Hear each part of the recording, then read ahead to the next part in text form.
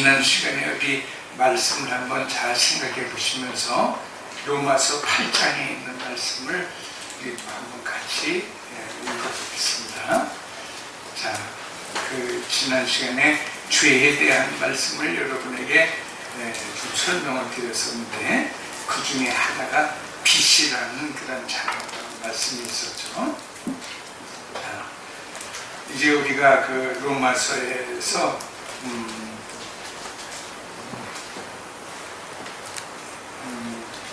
우리가 12절, 로마서 8장 12절 시작. 그러므로 형제들아 우리가 빚진 자들의 육신에게 져서 육신대로 살 것이 아니니라. 너희가 육신대로 살면 반드시 죽을 것이로되 영으로서 몸의 행실을 죽이면 살리니 무릇 하나님의 영으로 인도함을 받는 사람은 곧 하나님의 아들이라. 아멘. 자, 이제는 저를 보시기 바랍니다. 한번 복습해 볼까요? 우리 지난번에 우리가 성경에서 예수님께서 가르쳐 주신 기도 속에서 우리가 죄를 생각할 때는 우리가 일반적으로 또 우리가 피상적으로 알고 있는 그런 도덕적이고 윤리적인 그 죄의 관념을 우리가 뛰어넘는 것이라 그랬습니다. 여러분, 우리는 어쨌든 이 역사 속에서 살아가고 있기 때문에 그것이 옳던 그르던 우리가 따지기 이전에 이미 우리가 가지고 있는 도덕적 가치, 윤리적 가치 모두가 합의하여서 적어도 우리가 우리의 커뮤니티를 이끌어 가는데 적어도 이런 정도의 가치는 우리가 지키고 가야 된다.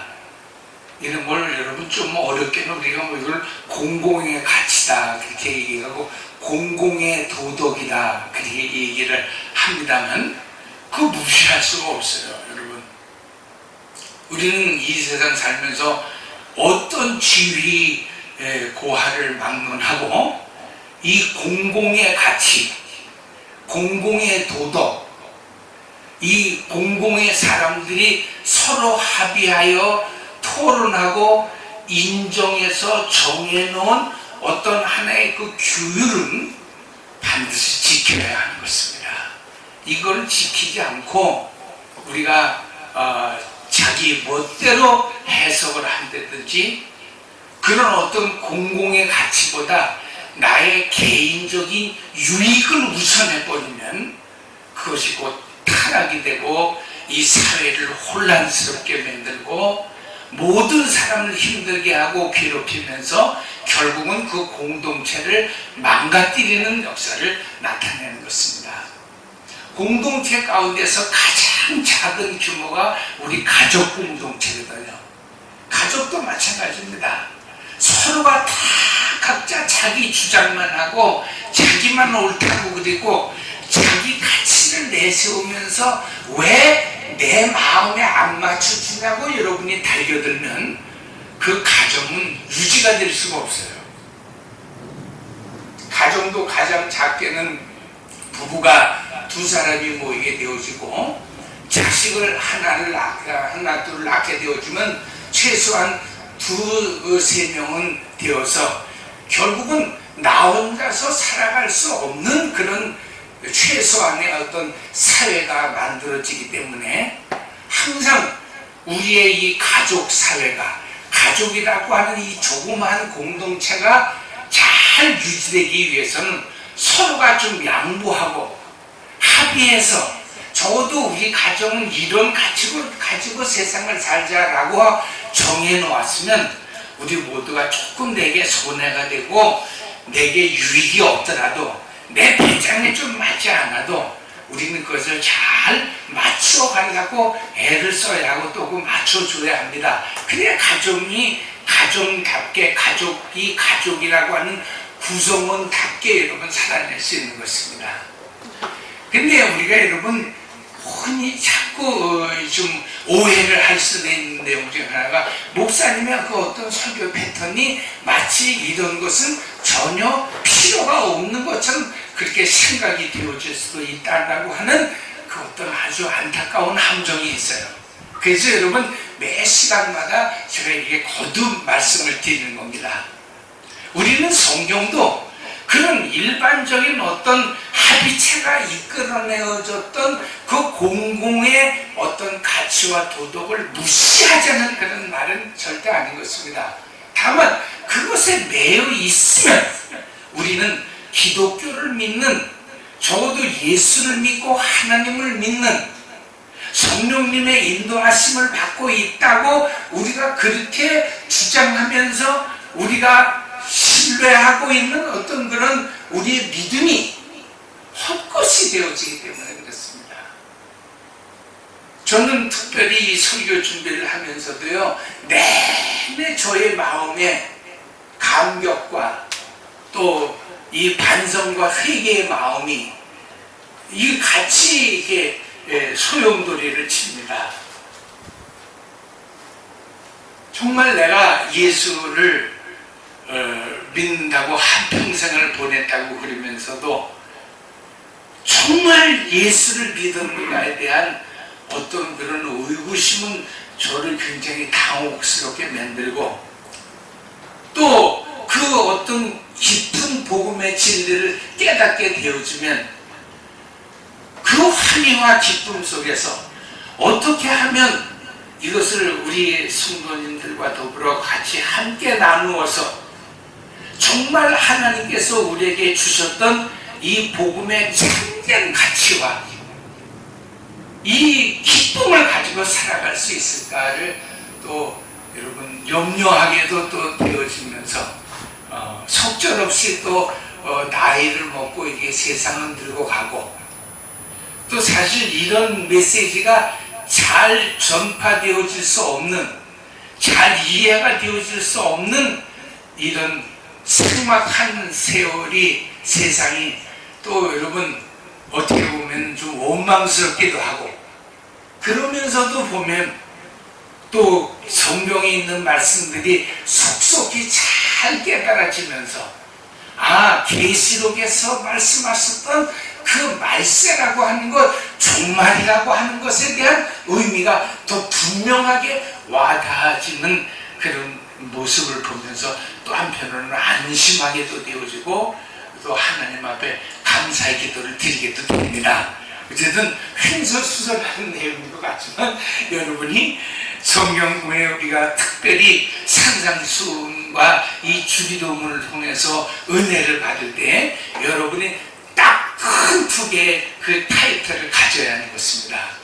우리가 성경을 2000년 동안 해왔던 것처럼 그렇게 종교적이고 윤리적인 면으로 이해를 해도 무방하다. 하나님은 뭐 여러 가지 방법을 통해서 우리를 구원해 내시니까 그것도 하나님이 우리를 구원해 내시는 구원의 한 방법은 되어줄 수 있다는 거예요. 그러나 여러분, 제가 말씀드리는 것은 그것을 조금 비딛고 정말 성경에서 말씀하시고자 하시는 복음을 찾아낼 수만 있다고 하면 이건 금상첨화가 아니겠냐는 말이에요. 뭐가도 서울은 갈 수 있다, 이런 생각만 가지고 우리가 종교적으로 성경을 해석해서 그렇게 해서도 구원받는 사람이 있다라고 하면 무엇이 우리에게 꺼릴 것이 있겠느냐, 이런 식으로 우리가 달려들어서는 안 된다는 말입니다. 왜냐하면 지금도 여러분 세상에서도 삼천포 사람들이 제일 싫어하는 말이 그 말이에요. 왜 하필이면 그 허구 많은 동네 팔도강산의 도시 이름들 중에서 잘 나가다가 삼천포로 빠진다는 말을 왜 하냐? 그래서 여러분 요즘 그런 말씀 안 됩니다. 그것도 여러분 이제 차별금지법에 이 공포가 되어지면 다 걸리는 그 대목이 되어져요. 아니, 가까운 부산도 있고 다른 도시가 있는데 왜 삼천포를 들고 있냐? 여러분 따지고 보면요, 이렇게 해서라도 구원받는다는 것 자체도 또 어불성설 아닙니까? 구원을 하나님이 주시는 것이지 내가 판단해서 이루어내는 것이 아니기 때문에 더 함정이 되어질 수도 있다는 말이에요. 그러므로 여러분, 제가 어제 신학생들한테도 그걸 강조를 했습니다만, 어쨌든 우리가 신학을 하던 예수를 믿건 교회를 다니건 간에 이 질문 하나는 던져보고 하자. 그 질문의 한 명제가 뭐예요? 나는 기독교인인가 종교인인가 라고 하는 말이에요. 오늘 사실 우리가 이 질문을 답을 자신있게 해낼 수 없다라고 하면 우리는 종교인으로서도 실패하고 기독교인으로서도 실패하는 거예요. 그래서 여러분, 세상에 종종 많은 말들 가운데 아주 우리를 좀 힘들게 하는 말 중에 하나가 그 말 아니에요? 모든 교회가 예수를 믿지만 예수님은 모든 교회에 안 계시더라는 말이에요. 그게 오늘 우리가 안고 있는 가장 현실적인 컴플렉스예요. 이율적 모순이에요, 여러분. 저희 특별히 여러분은 그래도 성도님이라고 하는 가장 그래도 어떤 책임 소재에 있어서 가장 가벼운 부분에 이렇게 있습니다만, 이미 목사쯤 되어버리면요, 여지껏 우리가 행해왔던 모든 일들에 대한 거의 100%의 책임을 우리가 지고 있는 그런 위치에 있는 사람들이 목사들이란 말이에요. 그래서 저는 어떤 때 가끔 자다가도 그 생각을 하면 벌떡벌떡 일어나요. 왜? 이 엄청난 이 행위야, 이 언행의 일에 거의 무섭도록 하나님 빼고 100%의 책임을 목사들이 가지고 있다고 하는 게 여러분이 얼마나 무서운지 아십니까? 나는 과연 종교인이냐? 쉽게 말해서 종교인이라는 말이 무슨 말이냐면, 여러분은 무속인이나 불교를 믿는 그런, 이는 뭐라 그러지? 불도인이라고 그러나? 이런 사람이나 유교인이나 이슬람교나, 여러분 사실 지금 제일 우리나라가 지금 경계하고 무서워해야 할 종교 중에 하나가 이 이슬람교입니다. 지금 여러분 옛날 정권서부터 계속해서 이슬람에 대한 편의를 받으면서 지금은 거의 대도시마다 이 푸른 그 무슨 에메랄드빛 그 성전이 이렇게 보이는 게 보일 거예요. 그게 참 이슬람 성전입니다. 기독교가 없어진다 할 때 기독교를 대체할 수 있는 이 마지막 시대의 종교가 무엇이겠냐라고 하게 되어지면 거의 그래도 연구해 보신 분들은 이슬람교라고 지목을 할 정도입니다. 상당한 어떤 그런 파워와 종교적 교리의 헤게모니를 가지고 있어요. 우리가 여러분 종교인이라 하게 되어지면 그래서 이슬람에 다 넘어가는 것입니다. 성지순례 갔다 오셔서 아시겠습니다만, 여러분 서유럽, 북유럽, 그것이 다 터키를 중심해서 소아시아를 거쳐서 여러분 다 전파가 되었지만 교회가 없어요. 여러분. 한 군데도 없어요. 어쩌다가 성당 한 군데는 있을지 몰라도 특히 개신교는 하나도 없어요. 우리는 대한민국에 장로교가 많으니까 다 뭐 전 세계 장로가 제일 큰 것 같지만 전 세계에서 장로교가 제일 작아요. 저 아프리카에 있는 남아메리카 공화국에 거가 장로교가 좀 많아요. 저 네덜란드 화란에 가게 되어지면 장로교회 본산지가 거기 있어요. 이 네덜란드와 저 남아프리카 공화국을 빼면 대한민국이 그 다음으로 장로교가 많습니다. 무슨 말이에요, 여러분? 거의 다 이슬람입니다, 여러분. 세계 인구의 3분의 1이 어쨌든 이슬람교도들입니다.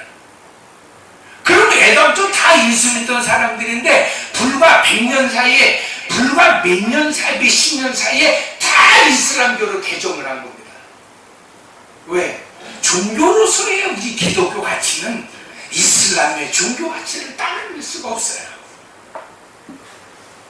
제가 그래서 여러분 대한민국도 우려를 하는 것입니다. 이슬람이 이렇게 국가의 어떤 정책적 지원을 받고 우리나라에서 한번 뿌리를 내리기 시작하면 여러분 교회 다 이슬람으로 바꿉니다. 왜?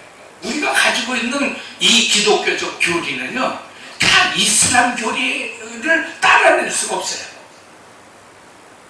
그래서 제가 여러분 애를 써서 이 종교적 가치를 뛰어넘어서 이슬람도 유교도 산속에 있는 불교도 전혀 흉내낼 수 없는 복음의 가치를 끌어내자는 것입니다. 복음의 메시지를 끌어내자는 겁니다. 그렇지 않으면 여러분 기독교는 없어지는 것입니다.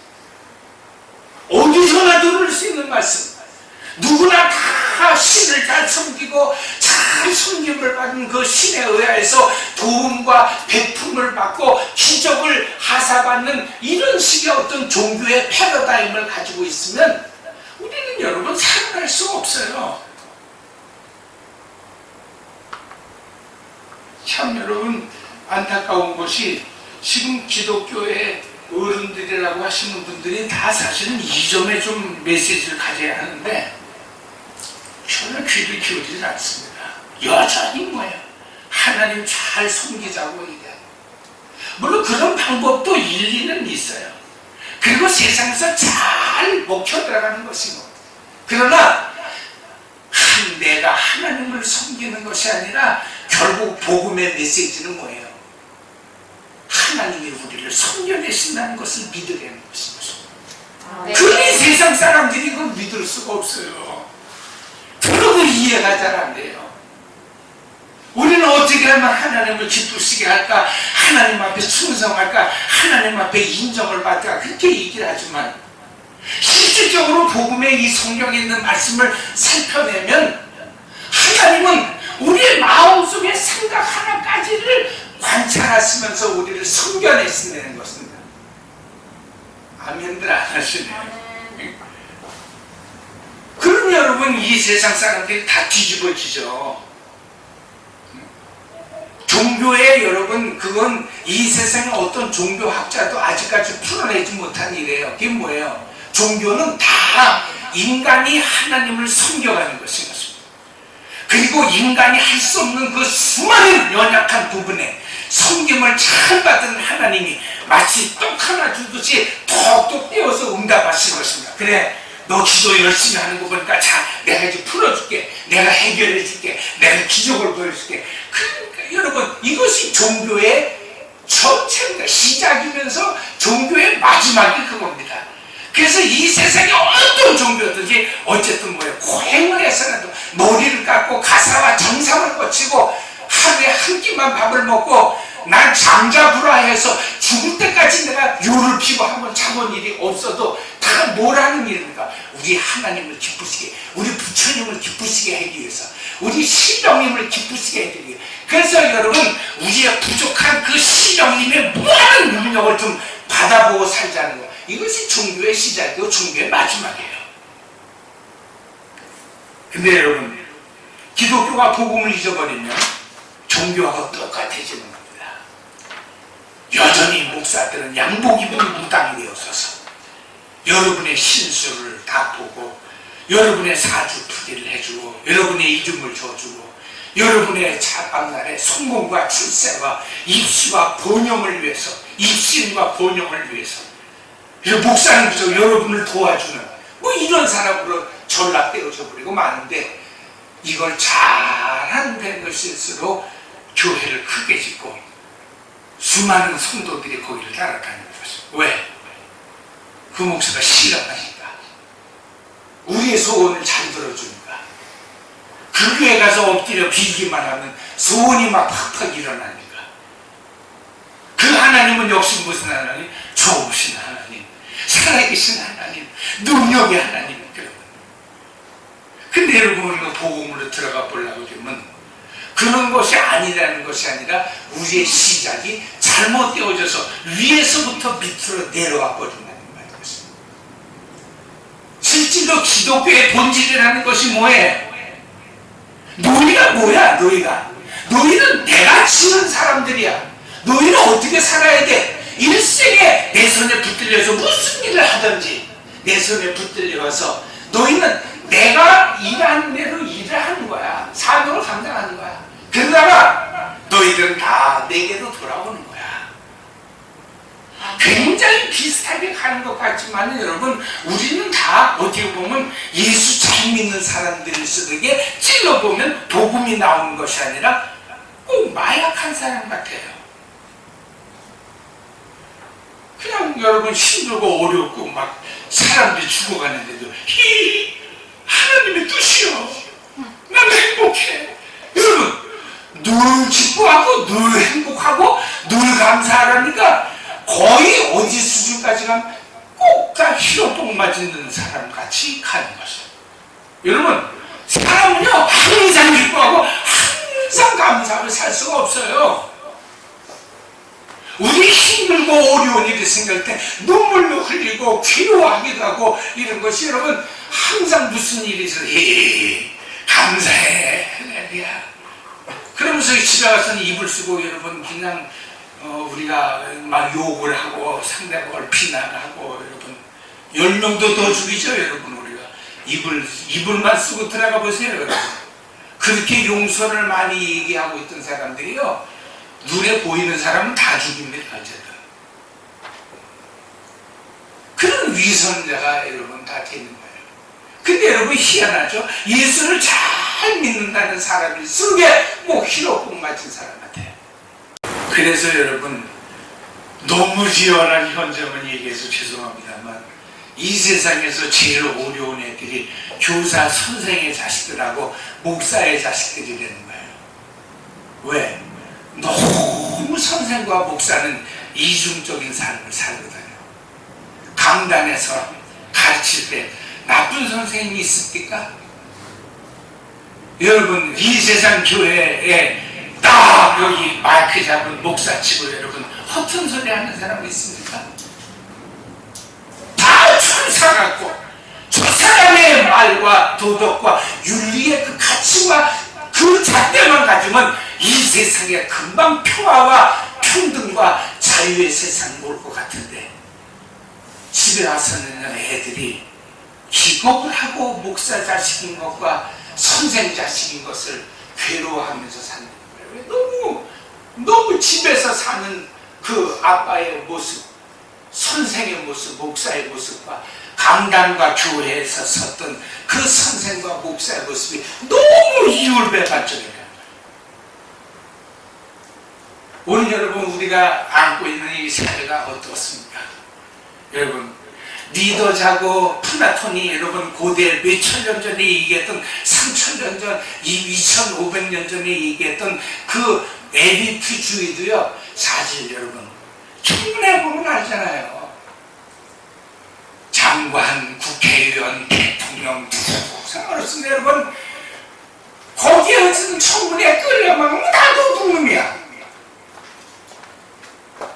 이 세상에 집을 그냥 뭐 매치를 가지고 있고 땅을 뭐 투기를 해가지고 말할 수 없어요. 근데 여러분 나는 없는가? 우리도 기회가 없고 돈이 없어서 그렇지 그 사람도 욕할 거 하나도 없어요. 문제는 뭐예요?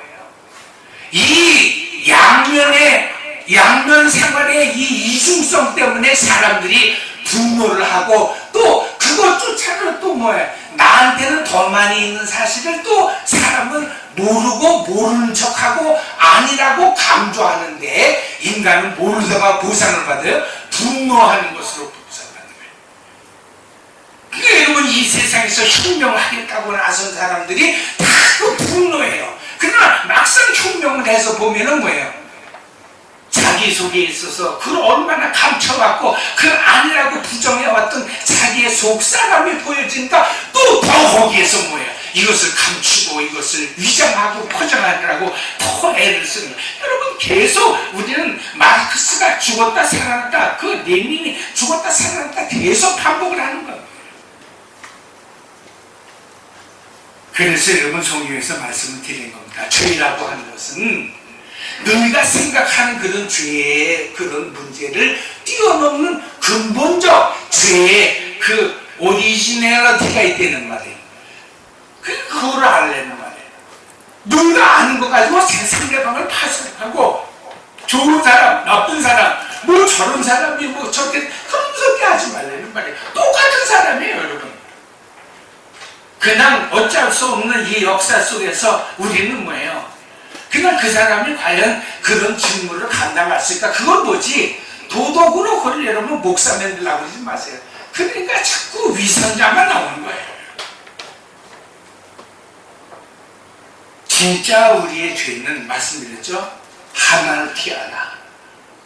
그 말은 호메로스라는 말에서 구약에서 나온 말인데 전부 하나님의 온짝이고 그 온짝에서 반짝으로 지어져서 우리가 여자의 몸으로, 그래서 교회를 신부라고 그러는 거예요. 예수님을 신랑이라고 하는 이유가 바로 거기 있는 겁니다. 우리가 다 이 세상에 신부로서 그게 나왔다는 말이에요. 그래서 우리의 온전함은 언제나 뭐예요? 나는 이 온전한 한 짝에서 나온 반짝인 것을 알고 어떻게 해서든지 이 쪽으로 들어가서 한 몸을 이루어 살라고 하는, 그래서 부부가 한 몸이 될지니 평생 헤어지지 못할지 무릎 갈라놓지 못한다는 말이 거기 있는 겁니다. 우리가 여러분 부부간에 또 중요한 윤리적 가치가 되어지지만 원래 성경에서 그 말씀을 쓰실 때는 너는 하나님께로부터 나온 자야. 누구도 이것을 분리할 수가 없어. 이 세상에 어떤 정치, 사상, 경제, 철학, 군사를 가지고도 네가 하나님의 자신 것을 분리할 수가 없어. 그런데 네가 하나님께로부터 온 자인 것을 잊어버리고 네가 이 세상 역사에 그냥 묻혀 흘러가면 너희가 죄까지 된다는 말이에요. 그래서 여러분 재미있는 것은 이오를 사도 바울이 하마티아라 그 헬라어로 받아가지고 썼는데, 그러면 회개라고 하는 말이 여러분 은혜롭잖아요. 우리가 그 지은 죄에서 돌아오는 것이 회개인데 우리는 그 회개를 또 피상적으로 생각을 한다는 말이에요. 그래서 내가 잘못한 거 어쩌다가 생각이 하나 남은, 근데 여러분 잘못한 것을 생각하면 끝도 한도 없어요. 그 오리지널을 하나를 생각을 해야 된단 말이에요. 남녀가 여러분 이게 잘 사귀다가 헤어지는 마당에도 그러잖아요. 무언 가지고 있어도 이게 분풀이가 안 되는 거예요. 그러니까 요즘은 가끔 이게 보면요, 요즘 그 젊은이들은 정말 젊은이들 답더라고요. 왜?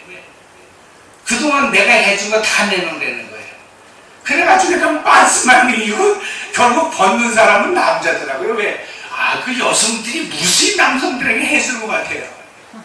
우리는 사모님한테 우리 연애 시절이 없어가지고 난 뭘 해준 게 없으니까 바지 벗을 일도 없겠지만은 왜? 화가 나잖아요, 여러분. 여태까지 있는 것도 없는 거 다 사줘가면서 그랬는데 헤어지자 보니까 당연한. 그러니까 여러분 결국 빤스만 입고 쓰게 되더라고요. 그러나 여러분 그렇게 하다가도 재밌는 건 그 코미디의 반전이 어디 있어요? 가장 근본적인 거 하나. 마지막으로 한 얘기 있습니다. 해봐. 빤스만 입고 덜덜 떨다가 남자가 여자한테 그럽니다. 한 번만 용서해줘. 이제는 진짜 내 머리가 팥불이 될 때까지 너만 사랑할게. 그러면 또 여자가 뭐야? 빨리 주소 읽어. 그래서 따라와. 여러분, 이 사람의 용서는 거기, 근본은 거기에 있는 거예요. 바지를 뺏기고 손에 찬 가락지를 뺏기고 내가 해준 넥타이를 풀어내도 뭐냐 풀리는 거예요. 진짜 한 가지는 뭐예요? 남자가 그래 잘못했어. 한 번만 용서해주면 내 다시는 내가 치마 입은 여자는 내가 안 쳐다본다. 내가 너만 사랑하고 생각해. 그러면 여자는 그냥 다 용서해주는 거예요. 그럼 다시 빨리 주사위에 뼈자 이 등신 아프고서 이러고 데리고 가는 거예요. 이 여러분 재밌는 얘기 같지만 다 이 성경 얘기예요, 여러분. 그래서 성경의 진정한 것을 뭐라 했어요? 이 사도 바울은 이거를 메타노이아 그랬습니다. 다 같이 따라합시다. 죄는 뭐라 해요? 죄는 하마르티아. 이거 하마르티아라는 말이 뭐예요? 화살 시위를 벗어난 화살이 관역을 빗나간 걸 하마르티아라고 그랬죠. 그게 재밌게 또 바울이 썼어요. 뭐라 하냐면 이걸 회개하는 게 뭐냐?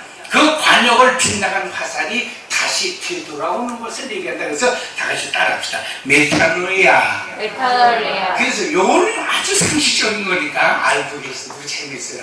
정말 여러분, 우리의 죄는 사도 바울이 한마를 티하라고 썼고, 그래서 정말 회개하고 하나님께로 돌아오는 것은 마치 빛나는 화살이 다시 돌아오는 것을 의미한다 그랬는데, 구약 성경에서도 역시 그렇게 썼다. 구약 성경의 히브리어에 회개한다는 말이 슈브라는 말인데, 이 슈브라는 말이 사도 바울이 번역한 단어처럼 메타노니아라고 하는 말이에요.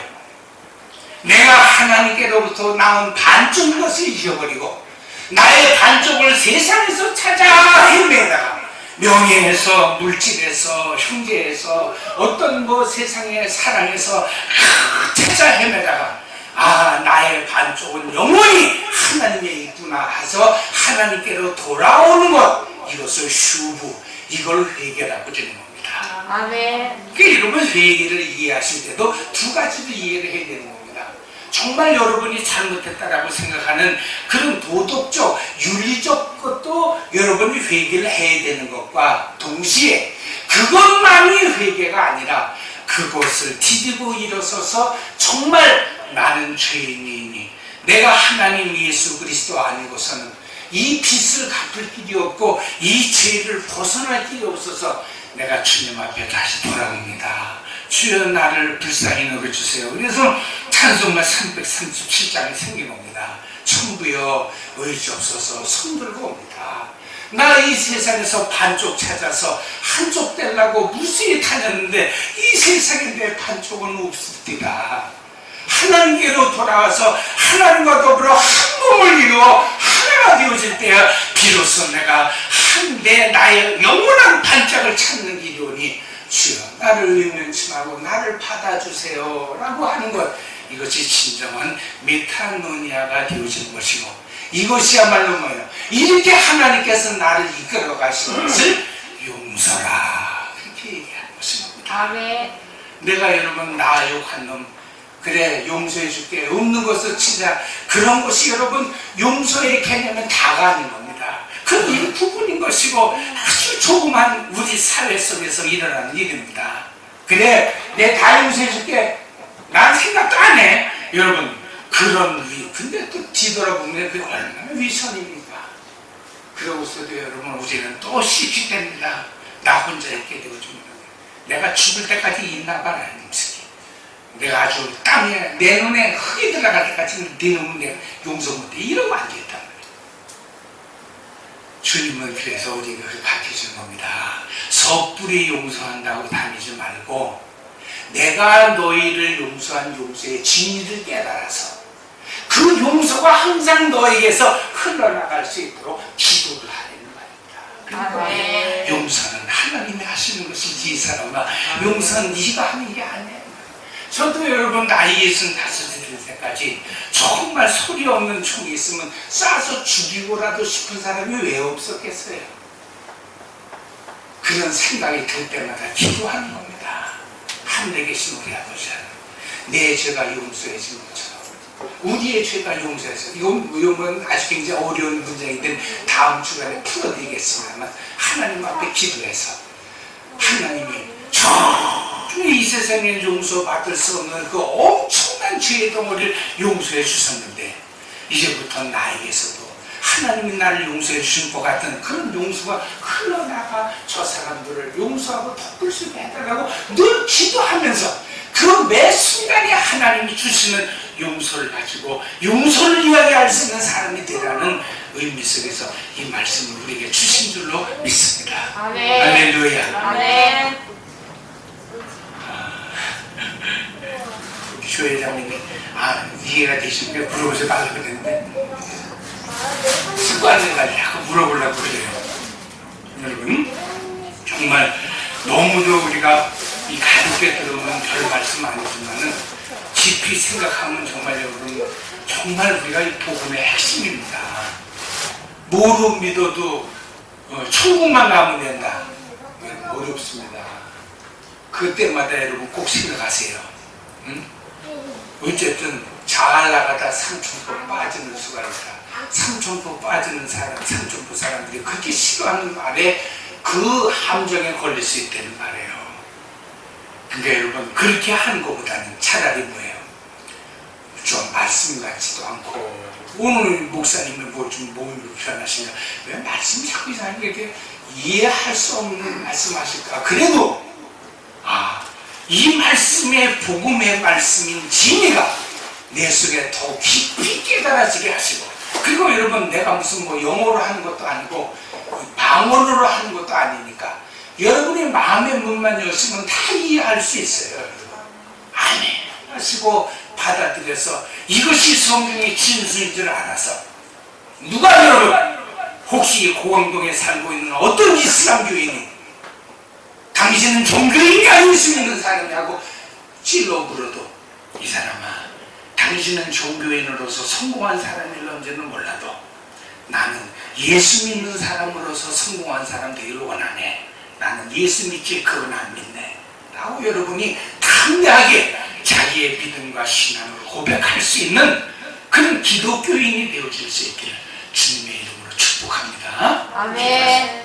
하나님 아버지 주신 귀한 말씀 사람의 생각과 지혜와 지식으로 들으면 우리는 여전히 반발 속에서 많은 울구심을 가질 수밖에 없지만 믿음으로 성령으로 충만하여서 감하심 그 감동하심 깨닫게 하시고 그 역사하심 믿음을 갖게 하시고 그 고백하심의 역사에 우리가 착하고 선한 믿음의 양심을 가지고 고백할 때마다 하나님께서는 당신이 우리의 영원한 아버지가 되시고 우리는 당신의 영원한 자녀들이었으니 고백되어지고 믿음이 되어지는 큰 역사가 일어날 줄 믿습니다. 주여 역사하여 주시옵소서. 예수님의 이름으로 기도하옵나이다. 아멘.